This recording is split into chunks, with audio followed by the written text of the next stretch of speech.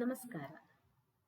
ಇವತ್ತಿನ ವಿಡಿಯೋದಲ್ಲಿ NCERT class 6ನ Sanskrit chapter ದೀಪಕಂ ಬುಕ್ನ 14ನೇ ಚಾಪ್ಟರು ಆಲಸ್ಯಂ ಹಿ ಮನುಷ್ಯಾಣಾಂ ಶರೀರಸ್ಥಃ ಮಹಾನ್ ರಿಪುಃ. ಈ ಚಾಪ್ಟರ್ನ ಎಕ್ಸಸೈಸ್ ಪಾರ್ಟನ್ನು ನೋಡೋಣ. ಇದೇ ಚಾಪ್ಟರ್ನ ಎಕ್ಸ್ಪ್ಲನೇಷನ್ ಪಾರ್ಟಿನ ವಿಡಿಯೋವನ್ನು ಆಲ್ರೆಡಿ ಅಪ್ಲೋಡ್ ಮಾಡಿದ್ದೇನೆ. ಅದರ ಲಿಂಕನ್ನು ಡಿಸ್ಕ್ರಿಪ್ಷನ್ ಬಾಕ್ಸ್ ಹಾಗೆ ಐ ಕಾರ್ಡಲ್ಲಿ ಹಾಕಿರ್ತೇನೆ. ಒಮ್ಮೆ ನೋಡಿಕೊಂಡು ಬನ್ನಿ. ಈ ಚಾಪ್ಟರ್ನಲ್ಲಿ ಮುಖ್ಯವಾಗಿ ದ್ವಿತೀಯ ವಿಭಕ್ತಿಯ ಅಂಶಗಳನ್ನು ತಿಳಿಸಿದ್ದಾರೆ. ಎಕ್ಸಸೈಸ್ ಪಾರ್ಟನ್ನು ನೋಡೋಕ್ಕಿಂತ ಮುಂಚೆ ಒಮ್ಮೆ ದ್ವಿತೀಯ ವಿಭಕ್ತಿ ಅಂದರೆ ಏನು, ಸಂಸ್ಕೃತದಲ್ಲಿ ಅದನ್ನು ಹೇಗೆ ಹೇಳುವಂಥದ್ದು ಅನ್ನೋದನ್ನು ಒಮ್ಮೆ ನೋಡ್ಕೊಂಡು ಬರೋಣ. ದ್ವಿತೀಯ ವಿಭಕ್ತಿ ಅಂದರೆ ಸಾಮಾನ್ಯವಾಗಿ ನಾವು ಇಲ್ಲಿಯ ತನಕ ಒಂದು ಕರ್ತೃ ರಾಮಃ ಗಚ್ಚತಿ ಅಥವಾ ರಾಮಃ ಪಶ್ಯತಿ, ಒಂದು ಕರ್ತೃ ಹಾಗೆ ಕ್ರಿಯಾಪದವನ್ನು ನೋಡ್ಕೊಂಡಿದ್ವಿ. ಈಗ ಅದರ ಜೊತೆಗೆ ಒಂದು ಕರ್ಮಪದ ಅಂದರೆ ರಾಮಃ ಪಶ್ಯತಿ, ರಾಮನು ನೋಡುತ್ತಾನೆ. ಅದಕ್ಕೆ ಕ್ವಶನ್ ಆಗಿ ಏನು ಮಾಡಬಹುದು, ಏನನ್ನು ನೋಡುತ್ತಾನೆ, ಏನನ್ನು ಎನ್ನುವಂತಹ ವಾಟ್ ಎನ್ನುವಂತಹ ಕ್ವಶನ್ ಅನ್ನು ಕೊಡುವಂತಹ ಶಬ್ದವನ್ನು ನಾವು ದ್ವಿತೀಯ ವಿಭಕ್ತಿಯಲ್ಲಿ ಬಳಸ್ತೀವಿ. ಈಗ ಉದಾಹರಣೆಗೆ ಕನ್ನಡದಲ್ಲಿ ರಾಮನು ಮರವನ್ನು ನೋಡುತ್ತಾನೆ, ಅದೇ ಇಂಗ್ಲಿಷ್ನಲ್ಲಿ ನಾವು ರಾಮ ಸೀಸ್ ದ ಟ್ರೀ. ಇಲ್ಲಿ ರಾಮನು ಎನ್ನುವಂಥದ್ದು ಕರ್ತೃಪದ, ಮರವನ್ನು ಕರ್ಮಪದ, ನೋಡುತ್ತಾನೆ ಕ್ರಿಯಾಪದ. ಈಗ ಮರವನ್ನು ಅನ್ನುವಂಥದ್ದು, ರಾಮನು ಅನ್ನುವಂಥದ್ದು ಪ್ರಥಮ ವಿಭಕ್ತಿಯಲ್ಲಿದೆ, ರಾಮಃ, ನೋಡುತ್ತಾನೆ ಅನ್ನುವಂಥದ್ದು ಕ್ರಿಯಾಪದ, ಮರವನ್ನು ಏನನ್ನು ಎನ್ನುವಂಥದ್ದು ಕರ್ಮಪದವನ್ನು ನಾವು ದ್ವಿತೀಯ ವಿಭಕ್ತಿಯಲ್ಲಿ ಉಪಯೋಗಿಸ್ತೇವೆ. ಈ ದ್ವಿತೀಯ ವಿಭಕ್ತಿ ಶಬ್ದ ಅನ್ನುವಂಥದ್ದು ಪ್ರತಿಯೊಂದು ಲಿಂಗದಲ್ಲೂ ಹಾಗೆ ವಚನದಲ್ಲೂ ಚೇಂಜ್ ಆಗ್ತದೆ. ಅದಕ್ಕೆ ಒಂದು ಟೇಬಲ್ ಅನ್ನು ಇಲ್ಲಿ ಕೊಟ್ಟಿದ್ದಾರೆ. ಮೊದಲು ಆ ಟೇಬಲ್ ಅನ್ನು ಅರ್ಥ ಮಾಡ್ಕೊಳ್ಳೋಣ, ಆಮೇಲೆ ಎಕ್ಸಸೈಸ್ ಪಾರ್ಟ್ ಅನ್ನು ಮಾಡಲಿಕ್ಕೆ ಈಸಿ ಆಗ್ತದೆ. ಇಲ್ಲಿ ಅಕಾರಾಂತ ಪುಲ್ಲಿಂಗ ಶಬ್ದ ದ್ವಿತೀಯ ವಿಭಕ್ತಿಯಲ್ಲಿ, ಉದಾಹರಣೆಗೆ ಗ್ರಾಮಃ ಅಂತ ಅಕಾರಾಂತ ಪುಲ್ಲಿಂಗ ಶಬ್ದ, ಗ್ರಾಮಂ ದ್ವಿತೀಯ ವಿಭಕ್ತಿಯಲ್ಲಾದರೆ ಗ್ರಾಮಂ, ಗ್ರಾಮೌ, ಗ್ರಾಮಾನ್ ಆಗ್ತದೆ. ಅದೇ ರಾಮಃ ತಗೊಂಡ್ರೆ ರಾಮಂ, ರಾಮೌ, ರಾಮಾನ್ ಅಂತ ಆಗ್ತದೆ. ಭಿಕ್ಷುಕಃ ಇದ್ದಿದ್ದು ಭಿಕ್ಷುಕಂ, ಭಿಕ್ಷುಕೌ, ಭಿಕ್ಷುಕಾನ್ ಅಂತ ಆಗ್ತದೆ. ಬಾಲಕ, ಬಾಲಕಂ, ಬಾಲಕೌ, ಬಾಲಕಾನ್. ಇದು ದ್ವಿತೀಯ ವಿಭಕ್ತಿಯಲ್ಲಿ. ಉದಾಹರಣೆಗೆ ಭಿಕ್ಷುಕಃ, ಭಿಕ್ಷುಕನು ಬಾಲಕನನ್ನು ನೋಡುತ್ತಾನೆ, ಭಿಕ್ಷುಕಃ ಬಾಲಕಂ ಪಶ್ಯತಿ, ಬಾಲಕನನ್ನು ಬಾಲಕಂ ಪಶ್ಯತಿ. ಭಿಕ್ಷುಕಃ ಬಾಲಕೌ ಪಶ್ಯತಿ, ಬಾಲಕ ಇಬ್ಬರು ಹುಡುಗರನ್ನ ನೋಡ್ತಾನೆ. ಭಿಕ್ಷುಕಃ ಬಾಲಕಾನ್ ಪಶ್ಯತಿ, ಇಬ್ಬರಿಗಿಂತ ಜಾಸ್ತಿ ಹುಡುಗರನ್ನ ನೋಡುತ್ತಾನೆ. ಈ ರೀತಿಯಲ್ಲಿ ಏನನ್ನು ಎನ್ನುವಂತಹ ಕ್ವಶನ್ಗೆ ಆನ್ಸರ್ ಅನ್ನು ಕೊಡುವಂತಹ ಶಬ್ದವನ್ನ ನಾವು ದ್ವಿತೀಯ ವಿಭಕ್ತಿಯಲ್ಲಿ ಉಪಯೋಗಿಸ್ತೇವೆ. ಹಾಗೆ ಗಚ್ಚತಿ ಅಂತ ಒಂದಿದೆ, ರಾಮಃ ಗಚ್ಚತಿ, ಎಲ್ಲಿಗೆ ಎನ್ನುವಲ್ಲಿ, ಗಚ್ಚತಿ ಶಬ್ದಕ್ಕೆ ಎಲ್ಲಿಗೆ ಎನ್ನುವಂತಹ ಬರುತ್ತಲ್ಲ, ಆ ಇದನ್ನ ನಾವು ದ್ವಿತೀಯ ವಿಭಕ್ತಿಯಲ್ಲಿ ಉಪಯೋಗಿಸ್ತೇವೆ. ಉದಾಹರಣೆಗೆ ರಾಮಃ ಗ್ರಾಮಂ ಗಚ್ಚತಿ, ರಾಮಃ ಗ್ರಾಮೌ ಗಚ್ಚತಿ, ಗ್ರಾಮಗಳಿಗೆ, ಎರಡು ಹಳ್ಳಿಗಳಿಗೆ ಹೋಗ್ತಾನೆ. ರಾಮಃ ಗ್ರಾಮಾನ್ ಗಚ್ಚತಿ, ಎರಡಕ್ಕಿಂತ ಜಾಸ್ತಿ ಹಳ್ಳಿಗಳಿಗೆ ಹೋಗ್ತಾನೆ. ಇಲ್ಲಿ ಗ್ರಾಮ ಗಚ್ಚತಿ ಎನ್ನುವುದಕ್ಕೆ ನಮ್ಮ ಕ್ವಶನ್ ಏನನ್ನು ಅಂತ ಬರದೇ ಹೋದರೂ ಸಹ ಸಾಮಾನ್ಯವಾಗಿ ವಿಭಕ್ತಿ ಪ್ರತ್ಯಯ ಅಂದರೆ ಅದನ್ನು ಕುರಿತು ಅಂತ ಆಗ್ತದೆ. ಅಲ್ಲಿ ಗ್ರಾಮವನ್ನು ಕುರಿತು ಹೋಗುತ್ತಾನೆ, ಕನ್ನಡದಲ್ಲೂ ಅದೇ ರೀತಿ ಬರ್ತದೆ. ಆದ್ದರಿಂದ ಇದು ದ್ವಿತೀಯ ವಿಭಕ್ತಿಯಲ್ಲಿ ಬರ್ತದೆ.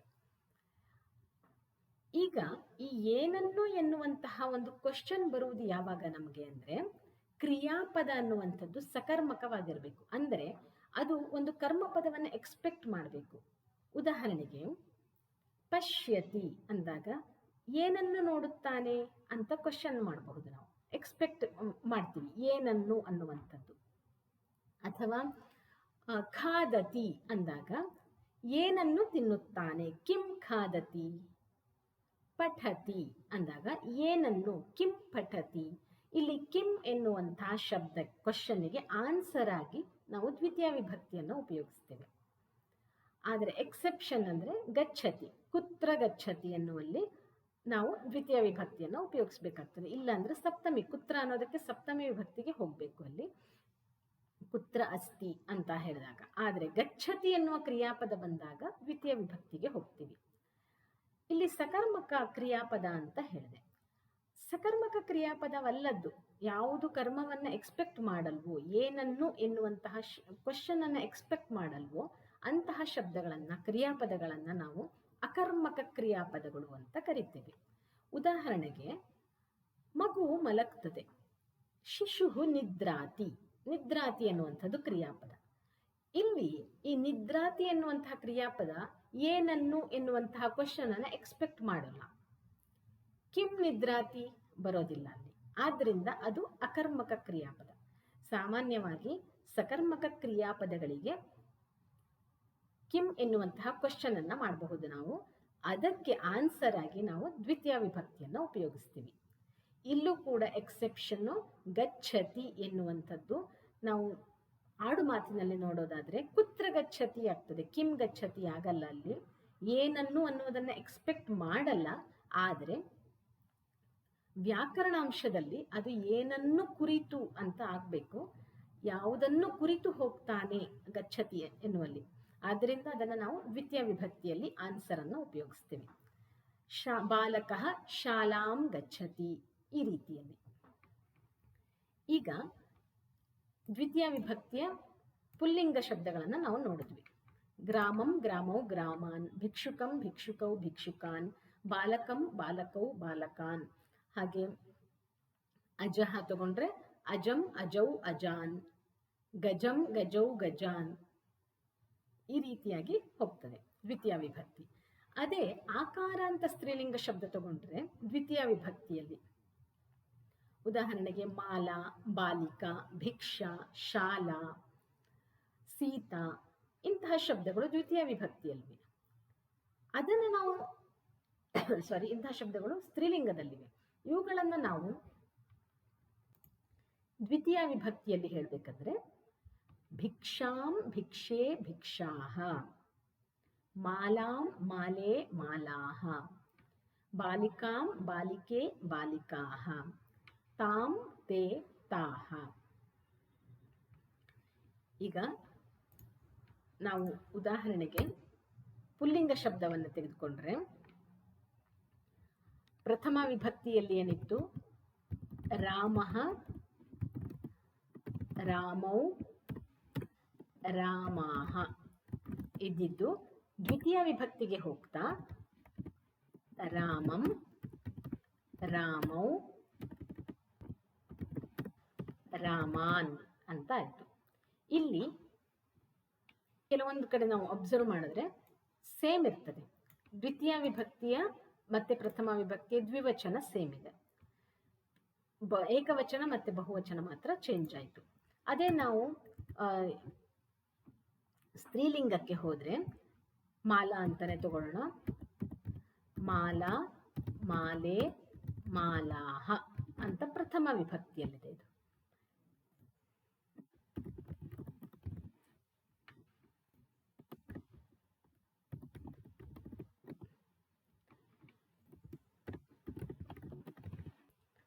ಅದೇ ದ್ವಿತೀಯ ವಿಭಕ್ತಿಗೆ ಹೋದ್ರೆ ಮಾಲಾಂ, ಮಾಲೆ,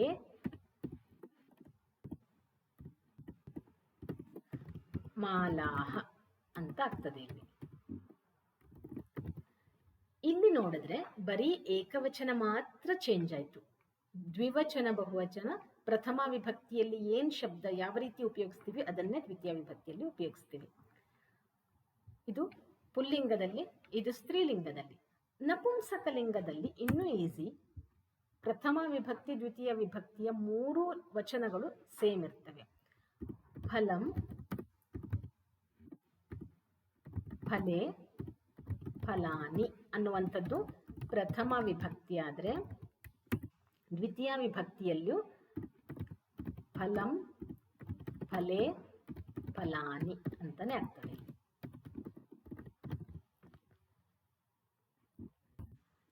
ಈಗ ಸ್ತ್ರೀಲಿಂಗದಲ್ಲಿ ಈಕಾರ ಅಂತ ಸ್ತ್ರೀಲಿಂಗ ಬರ್ತದೆ, ನದಿ ಅಂತ ಬರ್ತದೆ. ಅದನ್ನು ತಗೊಂಡ್ರೆ ನದಿ, ನದ್ಯೌ, ನದ್ಯಃ ಇದು ಪ್ರಥಮ ವಿಭಕ್ತಿ. ಅಥವಾ ಲೇಖನಿ ತಗೊಬಹುದು, ಲೇಖನಿ, ಲೇಖನ್ಯೌ, ಲೇಖನ್ಯಃ. ದ್ವಿತೀಯ ವಿಭಕ್ತಿಯಲ್ಲಿ ಹೇಗಾಗ್ತದೆ? ನದೀಂ, ನದ್ಯೌ, ನದೀಹಿ.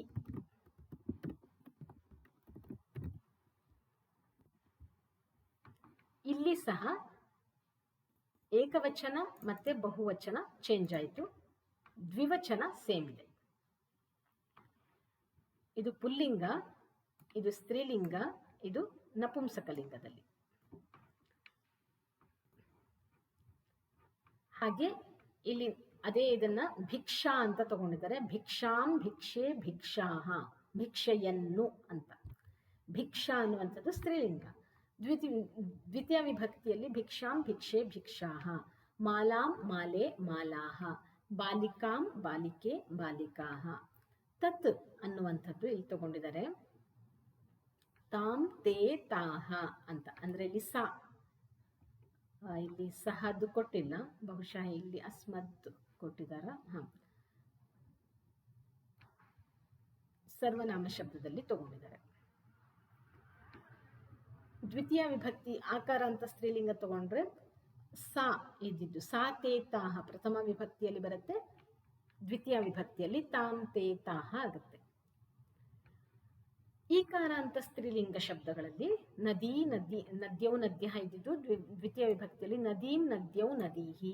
ಲೇಖನೀಂ, ಲೇಖನ್ಯೌ, ಲೇಖನೀಹಿ. ಭಗಿನೀಂ, ಭಗಿನ್ಯೌ, ಭಗಿನೀಹಿ. ಏಕವಚನ ಬಹುವಚನ ಮಾತ್ರ ಡಿಫರ್ ಆಗಿದೆ ಇಲ್ಲಿ. ಹಾಗೆ ನಪುಂಸಕಲಿಂಗ ಶಬ್ದ ತಗೊಂಡ್ರೆ ಫಲ, ಫಲಂ ಫಲೇ ಫಲಾನಿ. ಪ್ರಥಮ ವಿಭಕ್ತಿ, ದ್ವಿತೀಯ ವಿಭಕ್ತಿ ಎರಡರೂ ಮೂರು ವಚನಗಳು ಒಂದೇ ಸೇಮ್ ರೂಪದಲ್ಲಿ ಇದೆ. ಜಲಂ, ಜಲೇ, ಜಲಾನಿ. ಗೃಹಂ, ಗೃಹೇ, ಗೃಹಾಣಿ. ಆದ್ದರಿಂದ ನಾವು ಸೆಂಟೆನ್ಸ್ ಅನ್ನ ನೋಡಿ ಅದು ಯಾವ ಅರ್ಥವನ್ನ, ಯಾವ ಸಿನಾರಿಯೋದಲ್ಲಿ ಇದೆ ಅಂತ ಅದನ್ನ ನೋಡಿ ನಾವು ಪ್ರಥಮ ವಿಭಕ್ತಿಯಲ್ಲಿದೆಯಾ ದ್ವಿತೀಯ ವಿಭಕ್ತಿಯಲ್ಲಿದೆ ಅಂತ ನೋಡ್ಬೇಕಾಗ್ತದೆ ನಪುಂಸಕಲಿಂಗ ಶಬ್ದಗಳಾದರೆ. ಹಾಗೆ ಸರ್ವನಾಮ ಶಬ್ದಗಳು ಇಲ್ಲಿ ಅಸ್ಮದ್ ಅಂದ್ರೆ ಅಹಂ.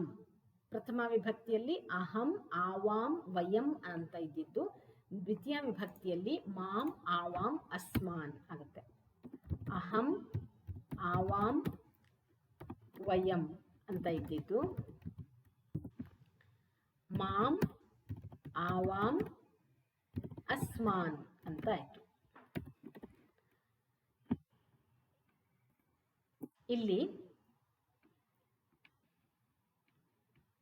ಇಲ್ಲಿಯೂ ಹಾಗೆ ದ್ವಿವಚನ ಸೇಮ್ ಇದೆ, ಏಕವಚನ ಮತ್ತೆ ಬಹುವಚನ ಡಿಫರ್ ಆಯಿತು. ಅದೇ ಯುಷ್ಮದ್ ಶಬ್ದ. ಯುಷ್ಮದ್ ಶಬ್ದ ಅಂದರೆ ತ್ವಂ. ತ್ವಂ, ಯುವಾಂ, ಯೂಯಂ ಇತ್ತು. ತ್ವಂ, ಯುವಾಂ, ಯೂಯಂ ಇದ್ದಿದ್ದು ಇದು ಪ್ರಥಮ ವಿಭಕ್ತಿಯಲ್ಲಿ.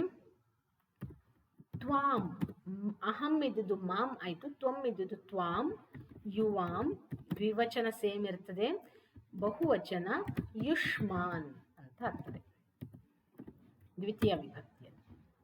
ಹಾಗೆ ತದ್ ಅಂದರೆ ಇಲ್ಲಿ ಪುಲ್ಲಿಂಗದಲ್ಲಿ ತಗೊಂಡಿದ್ದಾರೆ. ತತ್ ಶಬ್ದ, ತದ್ ಪುಲ್ಲಿಂಗ, ಸ್ತ್ರೀಲಿಂಗ, ನಪುಂಸಕಲಿಂಗ ಮೂರರಲ್ಲೂ ಬರ್ತದಲ್ಲ, ಅದರಲ್ಲಿ ಸಹ, ತೌ, ತೇ ಪ್ರಥಮ ವಿಭಕ್ತಿ ಇದು ಪುಲ್ಲಿಂಗ.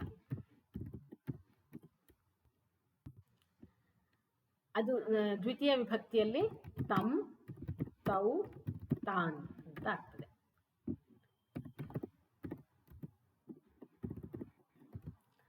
ಅದೇ ಸ್ತ್ರೀಲಿಂಗದಲ್ಲಿ ಸಾ, ತೇ, ತಾಹ ಇದ್ದಿದ್ದು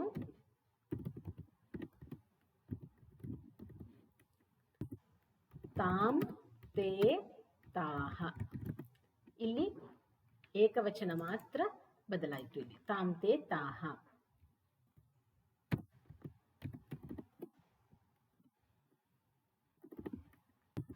ನಪುಂಸಕಲಿಂಗದಲ್ಲಿ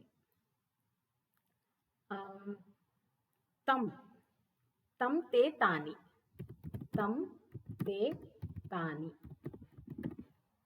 ಪ್ರಥಮ ವಿಭಕ್ತಿ ನಪುಂಸಕಲಿಂಗದಲ್ಲಿ.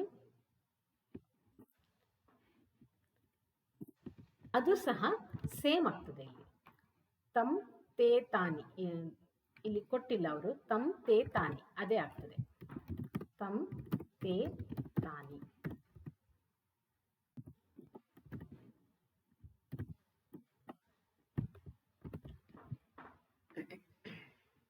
ಹಾಗೆ ಏಷಃ ಏಷಾ ಏತಂ ಅದು ಸಹ ಇಲ್ಲಿ ಎ ಅಂತ ಸೇರಿಸಿದ್ರಾಯ್ತು. ಏತಂ ಏತೌ ಏತಾನ್ ಆಗ್ತದೆ ಸ್ತ್ರೀಲಿಂಗ, ಏತಾಂ ಏತೆ ಏತಾಹ, ಏತಂ ಏತೆ ಏತಾನಿ ಅಂತ ಆಗ್ತದೆ. ಇವಿಷ್ಟು ದ್ವಿತೀಯ ವಿಭಕ್ತಿಯಲ್ಲಿ ನಾವು ಉಪಯೋಗಿಸುವಂಥದ್ದು. ಇದು ಅರ್ಥ ಆದರೆ ಮುಂದೆ ಈ ಎಕ್ಸಸೈಸ್ಗಳನ್ನು ಮಾಡಲಿಕ್ಕೆ ಈಸಿ ಆಗ್ತದೆ. ಸೊ ಈಗ ಎಕ್ಸಸೈಸ್ ಪಾರ್ಟಿಗೆ ಹೋಗೋಣ.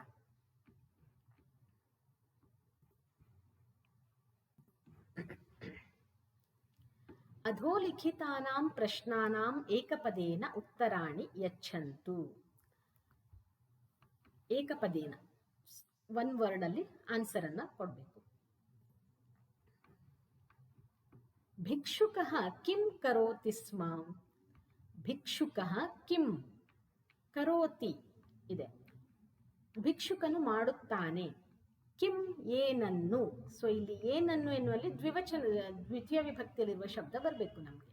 ಭಿಕ್ಷುಕಃ ಕಿಂ ಕರೋತಿ ಸ್ಮ. ಭಿಕ್ಷುಕಃ ಭಿಕ್ಷಾಟನಂ ಕರೋತಿ ಸ್ಮ. ಭಿಕ್ಷಾಟನಂ ಕರೋತಿ ಸ್ಮ ಅಂತ ಇದೆ. ಆದ್ರಿಂದ ಭಿಕ್ಷುಕಃ ಇಲ್ಲಿ ಆನ್ಸರ್ ಭಿಕ್ಷಾಟನಂ. ಕದಾಚಿತ್ ತೇನ ಮಾರ್ಗೇಣ ಕಹ ಆಗಚ್ಚತಿ. ಒಮ್ಮೆ ಅದೇ ಅವನ ಮಾರ್ಗದಲ್ಲಿ ಯಾರು ಬರುತ್ತಾರೆ. ತೇನ ಮಾರ್ಗೇಣ ಧನಿಕಃ ಆಗಚ್ಚತಿ. ಏಕದಾ ತೇನ ಮಾರ್ಗೇಣ ಕಶ್ಚಿತ್ ಧನಿಕಃ ಆಗಚ್ಚತಿ. ಇಲ್ಲಿ ಬರೀ ಧನಿಕಃ ಬರೆದ್ರು ಸಾಕು, ಇಲ್ಲ ಕಶ್ಚಿತ್ ಧನಿಕಃ ಅಂತ ಬರೆದ್ರು ಪರವಾಗಿಲ್ಲ.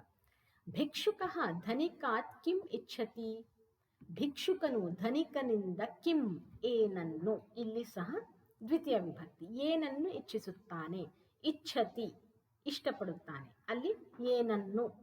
ಕಿಂ ಇಚ್ಛತಿ ಭಿಕ್ಷುಕಃ ಧನಿಕಾತ್ ಪ್ರಭೂತಂ ಧನಂ ಇಚ್ಛತಿ. ತುಂಬ ಹಣವನ್ನ ಇಚ್ಛಿಸುತ್ತಾನೆ. ಇಲ್ಲಿ ಪ್ರಭೂತಂ ಅನ್ನುವಂಥದ್ದು ಧನ ಇದಕ್ಕೆ ವಿಶೇಷಣ ಆಗಿರೋದ್ರಿಂದ ಅದು ಸಹ ದ್ವಿತೀಯ ವಿಭಕ್ತಿಯಲ್ಲಿ ಬರುತ್ತದೆ. ಧನಿಕಃ ಭಿಕ್ಷುಕಾತ್ ಕಿಂ ಯಾಚಿತವಾನ್. ಕ್ವಶನ್ನು, ಧನಿಕನು ಭಿಕ್ಷುಕನಿಂದ ಏನನ್ನ ಕೇಳ್ತಾನೆ.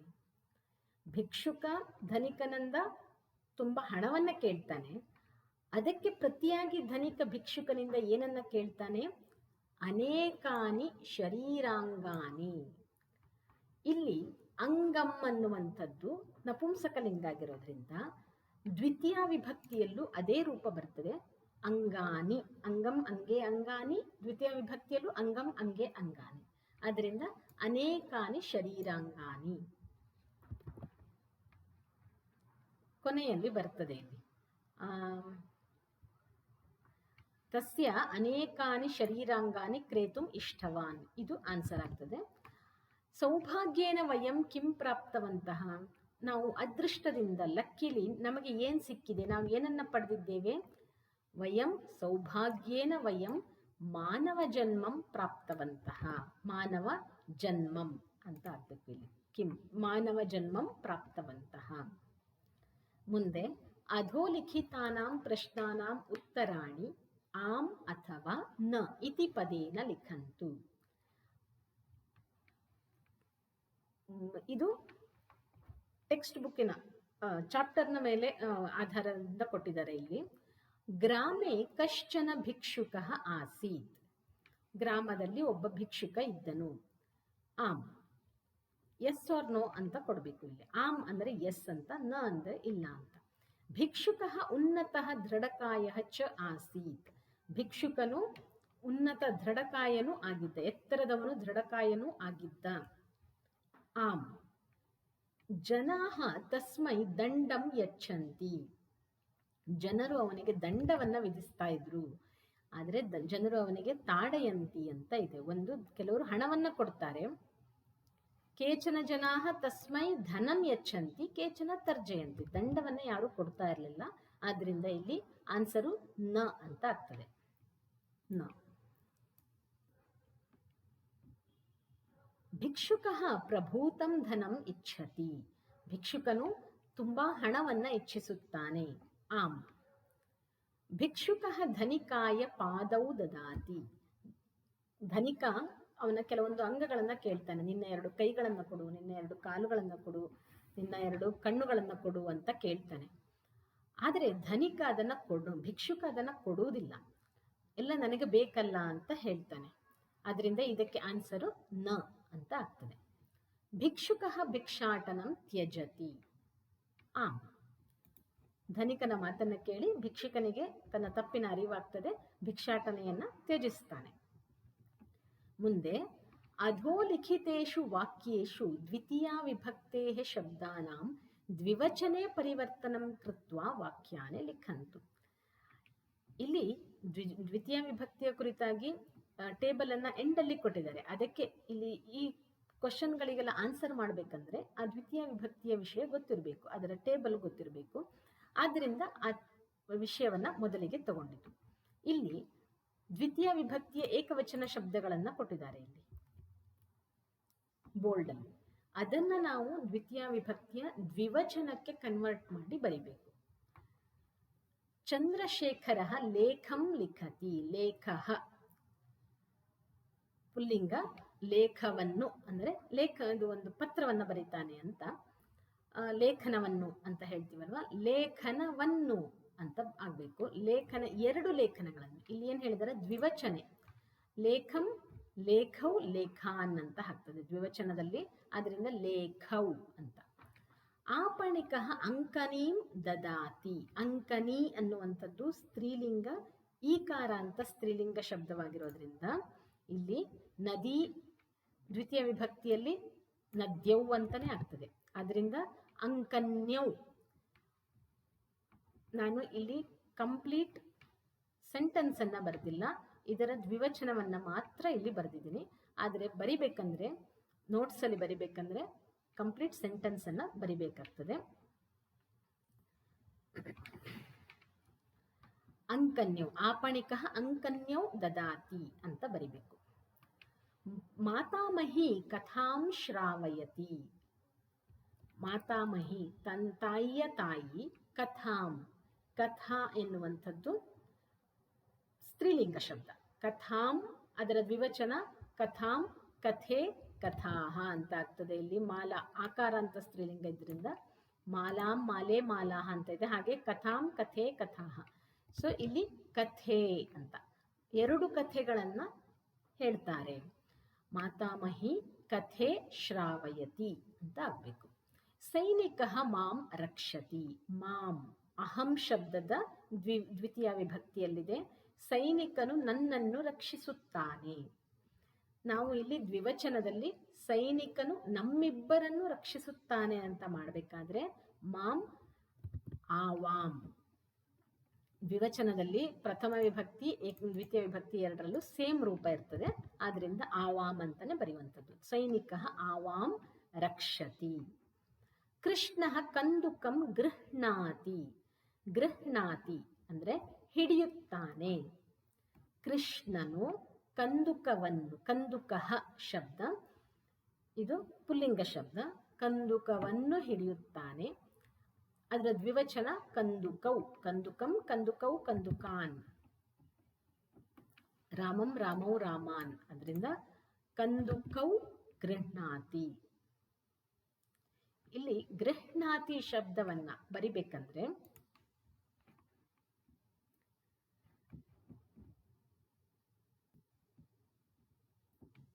ಹ ಅದನ್ನ ಒತ್ತಕ್ಷರವನ್ನಾಗಿ ಬರೆದು ನಕಾರವನ್ನು ಬರಿಬಹುದು. ಗೃಹ್ಣಾತಿ ಈ ತರವಾಗಿಯೂ ಬರಿಬಹುದು.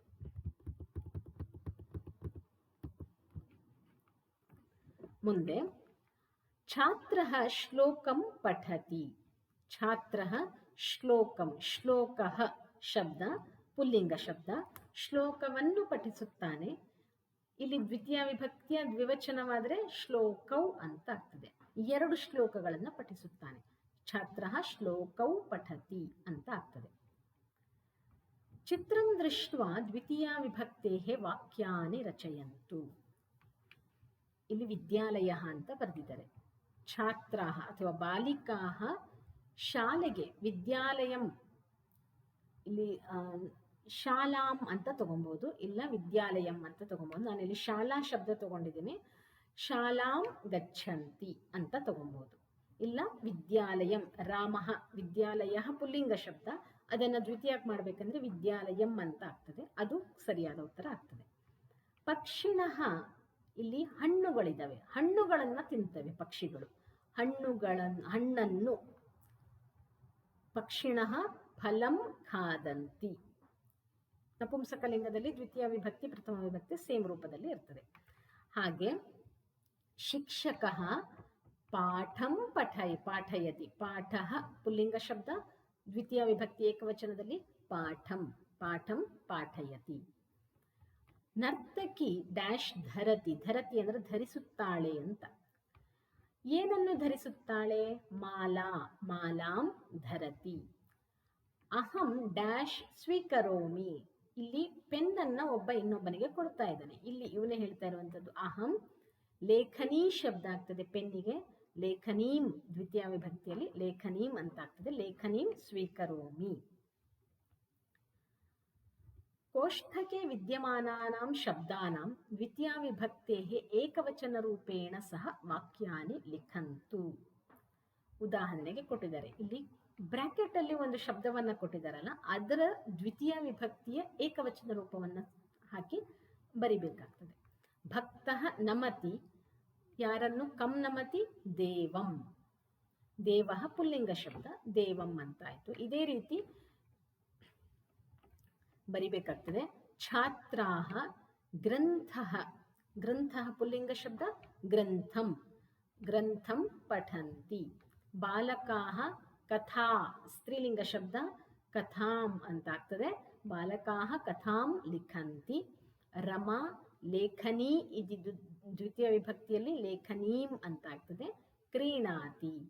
ಶಿಕ್ಷಕಃ ಅಸ್ಮದ್ ಅನ್ನುವಂಥದ್ದು ಅಹಂ ಶಬ್ದದ್ದು, ಮಾಂ ಅಂತ ಆಗ್ತದೆ ದ್ವಿತೀಯ ವಿಭಕ್ತಿಯಲ್ಲಿ. ನನ್ನನ್ನ ಕುರಿತು ಪಾಠವನ್ನ ಮಾಡ್ತಾರೆ. ಪಾಠಯತಿ. ಅರ್ಜುನಃ ನದೀಂ ಪಶ್ಯತಿ. ಲೇಖನೀಂ ತರಹ ನದೀಂ ಪಶ್ಯತಿ. ಪಿತಾಮಹಿ ರಜನೀಂ ಆಹ್ವಯತಿ. ರಜನಿ ಅಂತ ಒಬ್ಳು ಹುಡುಗಿ ಹೆಸರು. ರಜನೀಂ ಆಹ್ವಯತಿ. ಇಲ್ಲಿ ನಾವು ನೋಡಿದ್ರೆ ಕ್ರಿಯಾಪದಗಳು ಇವೆಲ್ಲವನ್ನ ಸಕರ್ಮಕ ಕ್ರಿಯಾಪದಗಳು ಅಂತ ಕರಿತೇವೆ. ಆಗ್ಲೇ ಹೇಳಿದಾಗೆ. ಕಂ ಯಾರನ್ನು. ಪಠಂತಿ ಕಿಂ ಪಠಂತಿ, ಕಿಂ ಲಿಖಂತಿ, ಕಿಂ ಕ್ರೀಣಾತಿ, ಕಂ ಪಾಠಯತಿ ಯಾರಿಗೆ. ಪಶ್ಯತಿ ಕಿಂ ಪಶ್ಯತಿ, ಕಂ ಆಹ್ವಯತಿ ಯಾರನ್ನ ಆಹ್ವಾನಿಸುತ್ತಾಳೆ. ಅಲ್ಲಿ ಒಂದು ಕರ್ಮ ಫಲ ಅಥವಾ ಒಂದು ಎಕ್ಸ್ಪೆಕ್ಟೇಷನ್ ಅನ್ನುವಂಥದ್ದು ಇರ್ತದೆ ಅಲ್ಲಿ ಯಾವುದ ಕ್ರಿಯಾಪದಕ್ಕೆ. ಅಹಂ ಯುಷ್ಮತ್ ಶಬ್ದ ನಮಸ್ಕರೋಮಿ. ನಿನಗೆ ನಮಸ್ಕರಿಸ್ತೇನೆ, ನಿನ್ನನ್ನ ನಮಸ್ಕಾರ ಮಾಡ್ತೇನೆ. ಯುಷ್ಮದಲ್ಲಿ ತ್ವಾಂ ಅಂತ ಆಗ್ತದೆ. ಅಹಂ ತ್ವಾಂ ನಮಸ್ಕರೋಮಿ. ಕೃಷಕಃ ಕ್ಷೇತ್ರಂ ಕರ್ಷತಿ. ಕ್ಷೇತ್ರಃ ಶಬ್ದ ಪುಲ್ಲಿಂಗ, ಕ್ಷೇತ್ರಂ ಕರ್ಷತಿ. ಕ್ಷೇತ್ರಂ ಅಂದರೆ ಫೀಲ್ಡ್ ಅಂತ ಅರ್ಥ. ಪರ್ಯಟಕಃ ಕನ್ಯಾಕುಮಾರೀಂ ಗಚ್ಚತಿ ಅಂತ ಆಗ್ತದೆ. ಕನ್ಯಾಕುಮಾರಿಯನ್ನು ಕುರಿತು. ಇಲ್ಲಿ ಗಚ್ಚತಿ ಶಬ್ದ ಕ್ರಿಯಾಪದ. ಏನನ್ನು ಕುರಿತು ಹೋಗ್ತಾನೆ? ಕನ್ಯಾಕುಮಾರಿಯನ್ನು ಕುರಿತು ಹೋಗ್ತಾನೆ. ಚಿತ್ರಕಾರಃ ಚಿತ್ರಂ ರಚಯತಿ. ಸೊ ಇವಿಷ್ಟು ಮೇಲಿನ ಕ್ವಶನ್ಗಳಿಗೆ ಆನ್ಸರ್ಗಳು. ಮುಂದೆ ದ್ವಿತೀಯ ವಿಭಕ್ತೇಃ ಏಕವಚನ ಶಬ್ದಾನಾಂ ಬಹುವಚನ ಪರಿವರ್ತನಂ ಕೃತ್ವ ವಾಕ್ಯಾನಿ ರಚಯಂತು. ಹಿಂದಿನ ಇದರಲ್ಲಿ ದ್ವಿತೀಯ ವಿಭಕ್ತಿಯ ದ್ವಿವಚನವನ್ನ ಕೇಳಿದ್ರು. ಇಲ್ಲಿ ಏಕವಚನ ರೂಪವನ್ನ ಕೇಳಿದ್ರು. ಇಲ್ಲಿ ಬಹುವಚನ ರೂಪವನ್ನ ಮಾಡಬೇಕು. ದ್ವಿತೀಯ ವಿಭಕ್ತಿಯ ಏಕವಚನ ರೂಪದಲ್ಲಿದೆ, ಅದನ್ನು ಬಹುವಚನಕ್ಕೆ ಕನ್ವರ್ಟ್ ಮಾಡಬೇಕು. ವಯಂ ಸುಭಾಷಿತಂ ವದಾಮಹ. ಸುಭಾಷಿತಂ ನಪುಂಸಕಲಿಂಗ, ಅದರಿಂದ ದ್ವಿತೀಯ ವಿಭಕ್ತಿಯಲ್ಲೂ ಸೇಮ್ ರೂಪ. ಸುಭಾಷಿತ ಪ್ರಥಮ ವಿಭಕ್ತಿಯಲ್ಲಿ ಏನಾಗ್ತದೆ? ಸುಭಾಷಿತಂ ಸುಭಾಷಿತೆ ಸುಭಾಷಿತಾನಿ. ದ್ವಿತೀಯ ವಿಭಕ್ತಿಯಲ್ಲೂ ಸೇಮ್ ರೂಪ. ಸುಭಾಷಿತಂ ಸುಭಾಷಿತೆ ಸುಭಾಷಿತಾನಿ, ಅದರಿಂದ ಬಹುವಚನ ಸುಭಾಷಿತಾನಿ. ಅರುಣಃ ದೂರವಾಣೀಂ ನಯತಿ. ದೂರವಾಣಿ ಅನ್ನುವಂಥದ್ದು ಈಕಾರ ಅಂತ ಸ್ತ್ರೀಲಿಂಗ ಶಬ್ದ.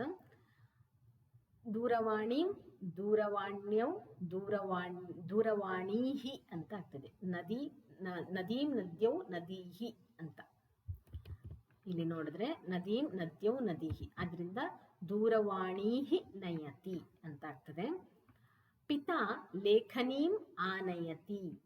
ತಂದೆ ಲೇಖನಿಯನ್ನು ತರುತ್ತಾರೆ. ಲೇಖನೀಂ ಇದು ಸಹ ಈಕಾರ ಅಂತ ಸ್ತ್ರೀಲಿಂಗ. ಲೇಖನೀಹಿ ಆನಯತಿ ಅಂತ ಆಗ್ತದೆ. ಜನನಿ ಪಾಕಂ ಪಚತಿ. ಪಾಕಃ ಎನ್ನುವಂಥದ್ದು ಪುಲ್ಲಿಂಗ ಶಬ್ದ, ಅದರಿಂದ ಜನನಿ ಪಾಕಾನ್ ಪಚತಿ. ಪಾಕಃ ಶಬ್ದ ರಾಮಾನ್ ಅಂತ ಆಯ್ತಲ್ವ ಇಲ್ಲಿ, ಆದ್ರಿಂದ ಇಲ್ಲಿ ಪಾಕಾನ್ ಪಚತಿ ಅಂತ ಆಗ್ತದೆ.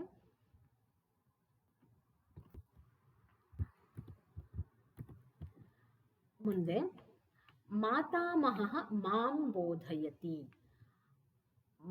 ತಾಯಿಯ ತಂದೆ ಮಾಂ ನನ್ನನ್ನ ಕುರಿತು ಉಪದೇಶವನ್ನ ಕೊಡ್ತಾರೆ. ಇಲ್ಲಿ ಮಾಂ ಎನ್ನುವಂಥದ್ದು ಏಕವಚನ. ದ್ವಿತೀಯ ವಿಭಕ್ತಿಯಲ್ಲಿ ಮಾಂ ಆವಾಂ ಅಸ್ಮಾನ್ ಅಂತ ಆಗ್ತದೆ. ಸೊ ಬಹುವಚನದಲ್ಲಿ ಅಸ್ಮಾನ್. ಅಗ್ರಜ ತ್ವಾಂ ಆಹ್ವಯತಿ. ಅಗ್ರಜಃ ಅಂದರೆ ಅಣ್ಣ, ಅಗ್ರಜ ಅಂದರೆ ಅಕ್ಕ. ಅಕ್ಕ ನಿನ್ನನ್ನು ಕರೆಯುತ್ತಾಳೆ. ಇದನ್ನ ನಿಮ್ಮನ್ನು ಮಾಡಬೇಕು ಬಹುವಚನ. ಯುಷ್ಮತ್ ಶಬ್ದದ್ದು ತ್ವಾಂ ಯುವಾಂ ಯುಷ್ಮಾನ್ ಅಂತ ಆಗ್ತದೆ ಇಲ್ಲಿ. ಅಗ್ರಜ ಯುಷ್ಮಾನ್ ಆಹ್ವಯತಿ ಅನ್ನೋದು ಆನ್ಸರ್ ಆಗ್ತದೆ. ಮುಂದೆ ಅಧಃ ಪ್ರದತ್ತಂ ಚಿತ್ರಂ ದೃಷ್ಟ್ವಾ ದ್ವಿತೀಯ ವಿಭಕ್ತೇಃ ಪ್ರಯೋಗಂ ಕೃತ್ವಾ ದಶವಾಕ್ಯಾನಿ ರಚಯಂತು. ಇದು ಚಿತ್ರಂ ವರ್ಣಯಂತು, ಅದರಲ್ಲಿ ದ್ವಿತೀಯ ವಿಭಕ್ತಿಯನ್ನು ಉಪಯೋಗಿಸಿ ನಾವು ಚಿತ್ರವನ್ನು ವರ್ಣಿಸಬೇಕು. ಹಿಂದಿನ ಚಾಪ್ಟರ್ಗಳಲ್ಲೆಲ್ಲ ಏನು ರಾಮಃ ಗಚ್ಚತಿ, ಬಾಲಕಃ ಕ್ರೀಡತಿ, ಆ ರೀತಿ ಬರಿತಾ ಇದ್ವಿ. ಚಿತ್ರೇ ಪುಷ್ಪಂ ಅಸ್ತಿ, ಈ ರೀತಿಯಲ್ಲಿ. ಬಟ್ ಇಲ್ಲಿ ದ್ವಿತೀಯ ವಿಭಕ್ತಿಯನ್ನು ಉಪಯೋಗಿಸಿ ವಾಕ್ಯಗಳನ್ನು ಮಾಡಬೇಕು. ಅದು 10 ವಾಕ್ಯಗಳನ್ನು ಮಾಡೋಕೆ ಹೇಳಿದ್ದಾರೆ. ಮೊದಲಿಗೆ ಈ ಚಿತ್ರವನ್ನು ನೋಡಿದ್ರೆ ಇದು ಒಂದು ವಿದ್ಯಾಲಯದ ಚಿತ್ರ, ಶಾಲೆಯ ಚಿತ್ರ. ಇದಕ್ಕೆ ಏನು ಮಾಡಬಹುದು? ಅಹಂ ಚಿತ್ರೇ ವಿದ್ಯಾಲಯಂ ಪಶ್ಯಾಮಿ. ದ್ವಿತೀಯ ವಿಭಕ್ತಿಯಲ್ಲಿ ಬಂತು. ನಾನು ಚಿತ್ರದಲ್ಲಿ ವಿದ್ಯಾಲಯವನ್ನು ನೋಡ್ತಾ ಇದ್ದೇನೆ, ಶಾಲೆಯನ್ನು ನೋಡ್ತಾ ಇದ್ದೇನೆ. ಆಮೇಲೆ ಇಲ್ಲಿ ಹುಡುಗರನ್ನ ನೋಡಿದ್ರೆ ಇಲ್ಲಿ ಇದಕ್ಕೆ ಜಾಲಕ್ರೀಡಾ ಅಂತ ಹೇಳ್ತಾರೆ. ನೆಟ್ ಜಾಲಂ ಅಂದರೆ ನೆಟ್ ಹಾಕಿ ಆಡುವಂತಹ ಆಟ ಇದು. ಹುಡುಗರು ಜಾಲಕ್ರೀಡಾ ಅದನ್ನು ದ್ವಿತೀಯ ವಿಭಕ್ತಿಯಲ್ಲಿ ಮಾಡಿ ಕ್ರೀಡಂತಿ. ಛಾತ್ರಾಹ ಜಾಲಕ್ರೀಡಾಂ, ಕ್ರೀಡಾ ಸ್ತ್ರೀಲಿಂಗ, ಕ್ರೀಡಾಂ ಕ್ರೀಡಂತಿ, ಎರಡನೇ ವಾಕ್ಯ ಆಯಿತು. ಹಾಗೆ ಇಲ್ಲಿ ಎಸಿತಾ ಇದ್ದಾರೆ. ಕ್ಷಿಪತಿ ಕ್ರಿಯಾಪದವನ್ನು ಉಪಯೋಗಿಸ್ಕೊಂಡು ಕಿಂ ಕ್ಷಿಪತಿ, ಏನನ್ನ ಎಸಿತಾ ಇದ್ದಾರೆ? ಕಂದುಕಂ. ಛಾತ್ರಾಹ ಕಂದುಕಂ ಕ್ಷಿಪಂತಿ ಅಂತ ಮಾಡಬಹುದು. ಹಾಗೆ ಇಲ್ಲಿ ಈ ಪೋರ್ಷನ್ ಅನ್ನು ನೋಡಿದ್ರೆ ಇಲ್ಲಿ ಯೋಗಾಸನವನ್ನ ಮಾಡ್ತಾ ಇದ್ದಾರೆ. ಹೇಗೆ ಹೇಳಬಹುದು? ಬಾಲಕಾಹ ಯೋಗಾಸನವನ್ನು ಕುರ್ವಂತಿ, ಮಾಡುತ್ತಿದ್ದಾರೆ. ಯಾರು ಹೇಳ್ಕೊಡ್ತಾ ಇದ್ದಾರೆ? ಶಿಕ್ಷಕಃ ಬಾಲಕಾನ್ ಬೋಧಯಂತಿ, ಯೋಗಾಸನಂ ಬೋಧಯಂತಿ, ಅಥವಾ ಶಿಕ್ಷಕಃ ಯೋಗಾಸನಂ ಪಾಠಯತಿ ಅಂತ ಹೇಳ್ಬಹುದು. ಹಾಗೆ ಇಲ್ಲಿ ಇಬ್ಬರು ಸ್ಟೂಡೆಂಟ್ಸು, ಛಾತ್ರೆ, ಇಲ್ಲಿ ಆರ್ಟ್ ಅಂಡ್ ಕ್ರಾಫ್ಟ್ನ ಮಾಡ್ತಾ ಇದ್ದಾರೆ. ಅದನ್ನ ನಾವು ಚಿತ್ರ ಶಿಲ್ಪ ಅಂತ ತಗೊಬಹುದು, ಕಲಾಶಿಲ್ಪ ಅಂತ ತಗೊಬಹುದು. ಅಲ್ಲಿ ಬಾಲಿಕೆ ಅಥವಾ ಛಾತ್ರೆ ಕಲಾಶಿಲ್ಪಂ ಕುರುತಃ, ಕರೋತಿ ಕುರುತಃ, ದ್ವಿವಚನದಲ್ಲಿ ಕುರುತಃ ಅಂತ ಆಗ್ತದೆ. ಹಾಗೆ ಇಲ್ಲಿ ಸಂಗಣಕಂ ಛಾತ್ರಃ ಅಥವಾ ಛಾತ್ರೌ ಸಂಗಣಕಂ ಪಶ್ಯತಃ, ಸಂಗಣಕವನ್ನು ನೋಡ್ತಾ ಇದ್ದಾರೆ. ಶಿಕ್ಷಿಕಾ ಛಾತ್ರೆ ಅಥವಾ ಛಾತ್ರೌ ಇಬ್ಬರು ಒಂದು ಹುಡುಗ ಹುಡುಗಿ ಇದ್ದಾಗ ನಾವೇನು ಮಾಡ್ಬೋದು, ಅದನ್ನು ಪುಲ್ಲಿಂಗ ಶಬ್ದವನ್ನಾಗಿ ಉಪಯೋಗಿಸಬಹುದು. ಅಲ್ಲಿ ಒಂದು ಸ್ತ್ರೀಲಿಂಗ ಶಬ್ದ ಒಂದು ಪುಲ್ಲಿಂಗ ಶಬ್ದ ಬಂದರೆ ಅಲ್ಲಿ ನಾವು ಪುಲ್ಲಿಂಗ ಶಬ್ದವನ್ನೇ ಹಾಕಬಹುದು. ಅದರಿಂದ ಛಾತ್ರೌ ಶಿಕ್ಷಿಕಾ ಛಾತ್ರೌ ಪಾಠಯತಿ ಅಂತ ಹೇಳ್ಬೋದು. ಅದೇ ಥರ ಇಲ್ಲಿ ಮೇಲೆ ಹೇಳಿದ ಸೆಂಟೆನ್ಸ್ಗಳನ್ನೇ ಇಲ್ಲಿ ಬರೆದಿದ್ದೇನೆ. ಚಿತ್ರೇ ಅಹಂ ವಿದ್ಯಾಲಯಂ ಪಶ್ಯಾಮಿ, ಬಾಲಕಾಹ ಜಾಲಕ್ರೀಡಾಂ ಕ್ರೀಡಂತಿ, ಕೇಚನ ಕೆಲವು ಹುಡುಗರು ಕಂದುಕಂ ಕ್ಷಿಪಂತಿ, ಬಾಲಕಾಹ ಯೋಗಾಸನಂ ಕುರುವಂತಿ, ಶಿಕ್ಷಕಃ ಯೋಗಾಸನಂ ಪಾಠಯತಿ, ಶಿಕ್ಷಿಕಾ ಸಂಗಣಕಂ ಪಾಠಯತಿ, ಬಾಲಿಕೆ ಅಥವಾ ಛಾತ್ರೆ ಅಂತ ತಗೊಬೋದು ಕಲಾಶಿಲ್ಪಂ ಕುರುತಃ. ಇಲ್ಲಿ ಇನ್ನೊಂದಿದೆ, ಒಂದು ಚಿಟ್ಟೆ ಹೂವಿನಿಂದ ಮಧುವನ್ನು ಹೀರ್ತಾ ಇದೆ. ಅದಕ್ಕೆ ಪತಂಗಃ ಪುಷ್ಪಾಮೃತಂ ಚೂಷಯತಿ ಅಥವಾ ಪಿಬತಿ ಅಂತ ಹಾಕಬಹುದು. ಸರ್ವೇ ಬಾಲಕಾಹ ಆನಂದಂ ಅನುಭವಂತಿ. ಒಟ್ಟು 10 ವಾಕ್ಯಗಳನ್ನು ಮಾಡಬೇಕು. ಏನು ಮಾಡಬಹುದು? ಎಲ್ಲರ ಮುಖದಲ್ಲಿ ನಗು ಇದೆ, ಆದ್ದರಿಂದ ಎಲ್ಲರೂ ಆನಂದವನ್ನು ಪಡ್ತಾ ಇದ್ದಾರೆ. ಸರ್ವೇ ಬಾಲಕಾಹ ಆನಂದಂ ಅನುಭವತಿ. ಹಾಗೆ ಕ್ರೀಡೆಗಳು ಹಾಗೆ ಯೋಗಾಸನ ನಮಗೆ ಆರೋಗ್ಯವನ್ನು ಕೊಡ್ತದೆ. ಆರೋಗ್ಯವನ್ನು, ಅದು ದ್ವಿತೀಯ ವಿಭಕ್ತಿಯಲ್ಲಿ ಬರ್ತದೆ. ಹಾಗೆ ಯೋಗ ಕ್ರೀಡಾಚ ಆನಂದಂ ಯಚ್ಛತಿ. ಈ ರೀತಿಯಾಗಿ ಚಿತ್ರವನ್ನು ವರ್ಣಿಸಬಹುದು. ಇದು ಆವಾಗಲೇ ನೋಡಿದ ಹಾಗೆ ದ್ವಿತೀಯ ವಿಭಕ್ತಿಯ ರೂಪಗಳನ್ನು ಇಲ್ಲಿ ಕೊಟ್ಟಿದ್ದಾರೆ. ಅದಕ್ಕೆ ಸರಿಯಾಗಿ ಒಂದು ಟೇಬಲನ್ನು ಕೊಟ್ಟಿದ್ದಾರೆ. ಇಲ್ಲಿ ಉದಾಹರಣಾನುಸಾರಂ ಅಧೋಲಿಖಿತಾನಾಂ ಪದಾನಾಂ ದ್ವಿತೀಯ ವಿಭಕ್ತೇಃ ರೂಪಾಣಿ ಲಿಖಂತು ಅವಗಚ್ಚಂತು ಚ.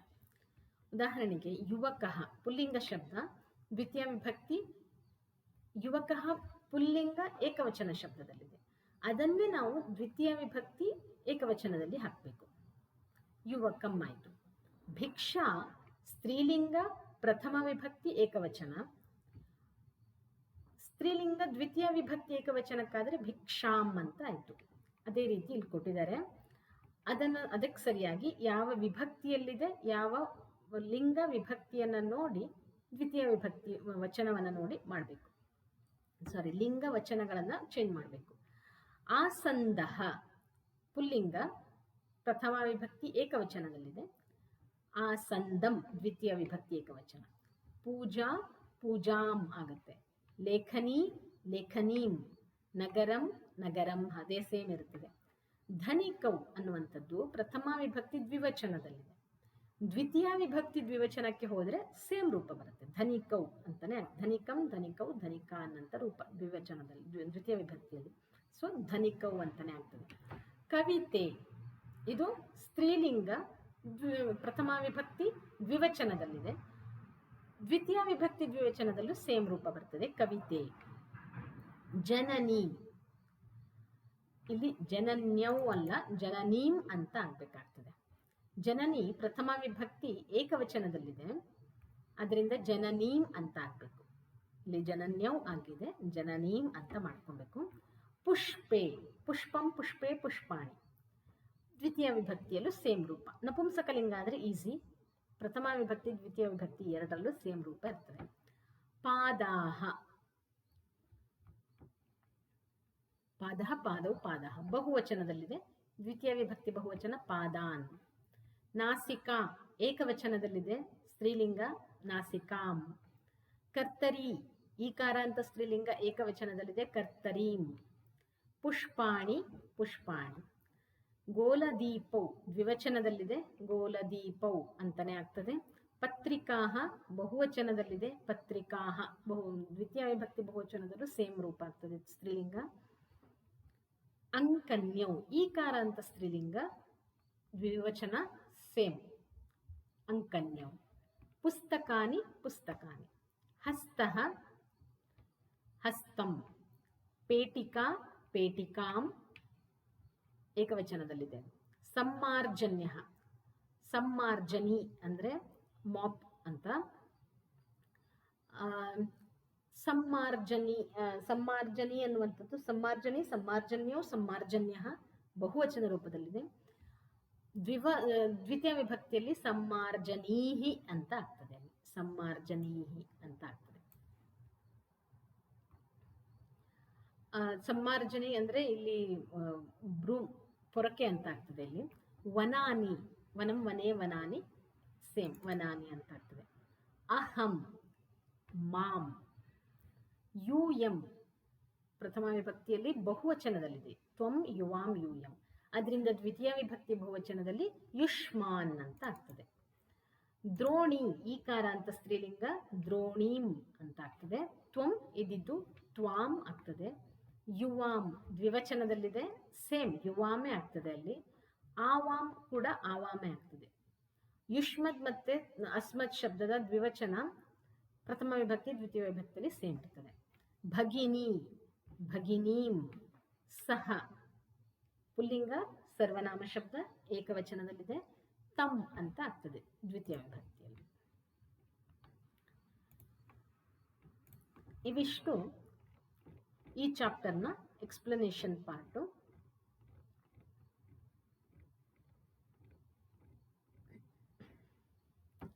ಮುಂದೆ ಅಧೋಲಿಖಿತಾನಾಂ ಶ್ಲೋಕಾನ್ ಪಠಂತು ಅವಗಚ್ಚಂತು ಸ್ಮರಂತು ಚ ಅಂತ ಇದೆ. ವಿನಾ ವೇದಂ ವಿನಾ ಗೀತಾಂ ವಿನಾ ರಾಮಾಯಣೀಂ ಕಥಾಂ ವಿನಾ ಕವಿಂ ಕಾಳಿದಾಸಂ ಭಾರತಂ ಭಾರತಂ ನಹಿ. ಇಲ್ಲಿ ಸಹ ದ್ವಿತೀಯ ವಿಭಕ್ತಿ ಅಂಶಗಳನ್ನು ಕೊಟ್ಟಿದ್ದಾರೆ. ಈ ಶ್ಲೋಕದಲ್ಲಿ ದ್ವಿತೀಯ ವಿಭಕ್ತಿಯಲ್ಲಿ ಏನನ್ನು ನೋಡ್ತಾ ಇದ್ದೀವಿ? ದ್ವಿತೀಯ ವಿಭಕ್ತಿ ಅಂದರೆ ಆಗಲೇ ಹೇಳಿದ ಹಾಗೆ ಬರೀ ಏನನ್ನು ಅನ್ನುವಂಥದ್ದಕ್ಕಿಂತ ಜೊತೆಗೆ ಕೆಲವೊಂದು ಸ್ಪೆಸಿಫಿಕ್ ಶಬ್ದಗಳು ಬಂದಾಗ ಅದರ ಜೊತೆಗಿನ ಶಬ್ದ ದ್ವಿತೀಯ ವಿಭಕ್ತಿಯನ್ನು ಪಡೀತದೆ. ಇಲ್ಲಿ ವಿನಾ ಎನ್ನುವಂತಹ ಶಬ್ದ ಇದ್ದರೆ ಅದರ ಪಕ್ಕದ ಶಬ್ದ ಏನನ್ನು ಬಿಟ್ಟು ಅಂತ, ಅಲ್ಲಿ ಆ ಇದಕ್ಕೂ ಸಹ ದ್ವಿತೀಯ ವಿಭಕ್ತಿ ಬರುತ್ತೆ. ವಿನಾ ವೇದಂ, ವೇದವನ್ನ ಬಿಟ್ಟು, ವಿನಾ ಅಂದ್ರೆ ಬಿಟ್ಟು ಅಂತ ಅರ್ಥ, ಅದಿಲ್ಲದೆ ಅಂತ ಹೇಳ್ತೀವಲ್ಲ ಆ ಅರ್ಥದಲ್ಲಿ. ವಿನಾ ವೇದಂ ವೇದವಿಲ್ಲದೆ, ಗೀತೆಯನ್ನ ಬಿಟ್ಟು, ಗೀತಾ ಅಂದ್ರೆ ಭಗವದ್ಗೀತಾ, ರಾಮಾಯಣಿ ರಾಮಾಯಣವನ್ನ ರಾಮಾಯಣಿ ಕಥಾಂ ರಾಮಾಯಣದ ಕಥೆಯನ್ನು ಬಿಟ್ಟು, ಕಥಾಂ ದ್ವಿತೀಯ ವಿಭಕ್ತಿಯಲ್ಲಿದೆ. ಗೀತಾಂ, ವೇದಂ ಇವೆಲ್ಲವೂ ದ್ವಿತೀಯ ವಿಭಕ್ತಿಯಲ್ಲಿದೆ. ಯಾಕೆ ಅಂದರೆ ವಿನಾ ಶಬ್ದದ ಪಕ್ಕದಲ್ಲಿದೆ. ವಿನಾ ಕವಿಂ, ಕವಿಯನ್ನು ಬಿಟ್ಟು, ಯಾರು ಯಾವ ಕವಿ? ಕಾಳಿದಾಸನ ಕವಿಯನ್ನು ಬಿಟ್ಟು. ಭಾರತಂ ಭಾರತಂ ನಹಿ, ಭಾರತ ಎನ್ನುವಂಥದ್ದು ಭಾರತವಾಗಿ ಇಲ್ಲ. ನಮ್ಮ ಭಾರತ ದೇಶದ ಒಂದು ಸಂಪತ್ತು ಅಂದರೆ ಇವುಗಳು ವೇದ, ಭಗವದ್ಗೀತೆ, ರಾಮಾಯಣ ಮಹಾಭಾರತದಂತಹ ಕಥೆಗಳು, ಕಾಳಿದಾಸದಂತಹ ಶ್ರೇಷ್ಠ ಕವಿಗಳು. ಅರ್ಥಾತ್ ಭಾರತಸ್ಯ ವಾಸ್ತವಿಕಂ ಸ್ವರೂಪಂ. ಭಾರತ ಅಂದರೆ ಏನು? ಒಂದು ಭಾರತದ ಡೆಫಿನೇಷನ್ ಕೊಡಿ ಅಂದರೆ ಇವಿಷ್ಟು ಇರಬೇಕು, ಇವಿಷ್ಟನ್ನು ಸೇರಿಸಿ ಭಾರತ ಅಂತ ಹೇಳ್ತೀವಿ. ಬೇರೆ ಯಾವ ದೇಶದಲ್ಲೂ ಈ ವಿಷಯಗಳನ್ನು ನಾವು ನೋಡಲಿಕ್ಕೆ ಸಾಧ್ಯ ಇಲ್ಲ.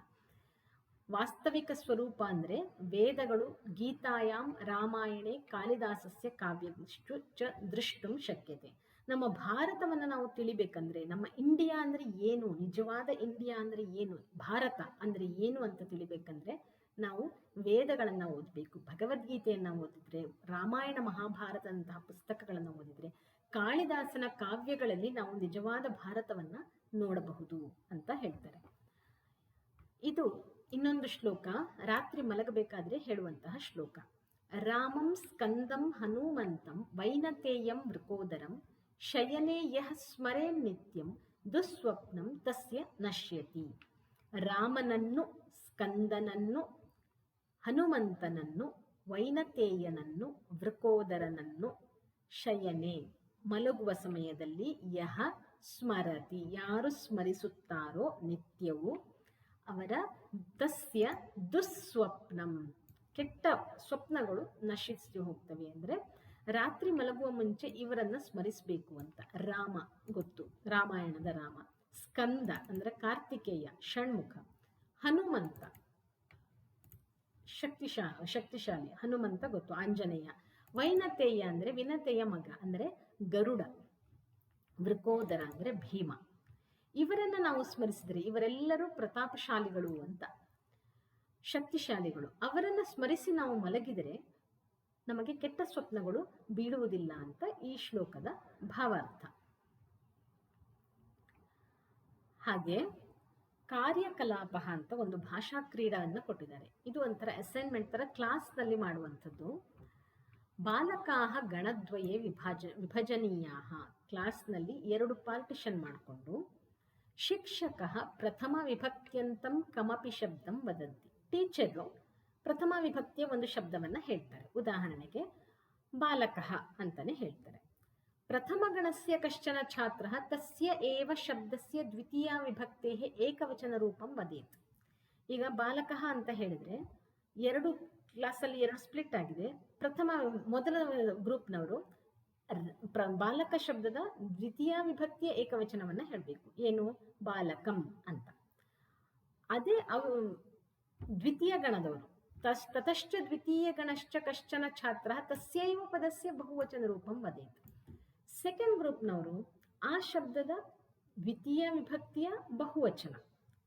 ಬಾಲಕ ಇದ್ದಿದ್ದು ಬಾಲಕಂ ಆಯ್ತು, ಬಾಲಕಾನ್ ಅಂತ ಹೇಳಬೇಕು. ಯಸ್ಯ ಗಣಸ್ಯ ಛಾತ್ರಾಹ ಶುದ್ಧಂ ಪದಂ ವದಂತಿ ತಸ್ಮೈ ಗಣಾಯ ಶಿಕ್ಷಕಃ ಅಂಕಾನ್ ಯಚ್ಚೇತ್. ಟೀಚರು ಒಂದು ಶಬ್ದವನ್ನ ಹೇಳ್ತಾರೆ, ಅದರ ಒಂದು ಗ್ರೂಪ್ನವರು ದ್ವಿತೀಯ ವಿಭಕ್ತಿಯ ಏಕವಚನವನ್ನ ಹೇಳಬೇಕು, ಸೆಕೆಂಡ್ ಗ್ರೂಪ್ನವರು ದ್ವಿತೀಯ ವಿಭಕ್ತಿಯ ಬಹುವಚನವನ್ನ ಹೇಳಬೇಕು. ಯಾರು ಒಂದೊಂದು ಶಬ್ದಕ್ಕೂ ಒಂದೊಂದು ಅಂಕಗಳನ್ನ ಕೊಡ್ತಾರೆ. ಏವಮೇವ ದ್ವಿತೀಯ ವಿಭಕ್ತೆ ವಾಕ್ಯ ನಿರ್ಮಾಣಸ್ಯ ಕ್ರೀಡಾಪಿ ಭವಿತುಂ ಅರ್ಹತಿ. ಇದೇ ತರ ಶಬ್ದಗಳನ್ನು ಬಿಟ್ಟು ದ್ವಿತೀಯ ವಿಭಕ್ತಿಯನ್ನು ಉಪಯೋಗಿಸಿ ಒಂದು ಗ್ರೂಪ್ನವರು ಟೀಚರ್ ಒಂದು ಶಬ್ದವನ್ನ ಕೊಡ್ತಾರೆ, ಆ ಶಬ್ದವನ್ನ ದ್ವಿತೀಯ ವಿಭಕ್ತಿಯಲ್ಲಿ ಉಪಯೋಗಿಸಿ ಒಂದು ಕಂಪ್ಲೀಟ್ ವಾಕ್ಯವನ್ನ ಮಾಡುವಂಥದ್ದು. ಇದನ್ನ ಆಟದ ತರ ಮಾಡಬಹುದು ಅಂತ. ಇವಿಷ್ಟು ಈ ಚಾಪ್ಟರ್ನಲ್ಲಿರುವಂತಹ ವಿಷಯಗಳು. ಈ ವಿಡಿಯೋ ಇಷ್ಟ ಆಗಿದ್ರೆ ಲೈಕ್ ಮಾಡಿ, ಶೇರ್ ಮಾಡಿ. ಹಾಗೆ ಏನಾದರೂ ಇನ್ಫಾರ್ಮೇಶನ್ ಅಥವಾ ಡೌಟ್ಸ್ಗಳದ್ದು ಇದ್ರೆ ಕಮೆಂಟ್ನಲ್ಲಿ ತಿಳಿಸಿ. ಇನ್ನು ನನ್ನ ಚಾನೆಲ್ಗೆ ಸಬ್ಸ್ಕ್ರೈಬ್ ಆಗಿಲ್ಲ ಅಂದರೆ ದಯವಿಟ್ಟು ಸಬ್ಸ್ಕ್ರೈಬ್ ಆಗಿ. ಮುಂದಿನ ವಿಡಿಯೋದಲ್ಲಿ ಮತ್ತೆ ಸಿಗೋಣ. ನಮಸ್ಕಾರ, ಧನ್ಯವಾದಗಳು.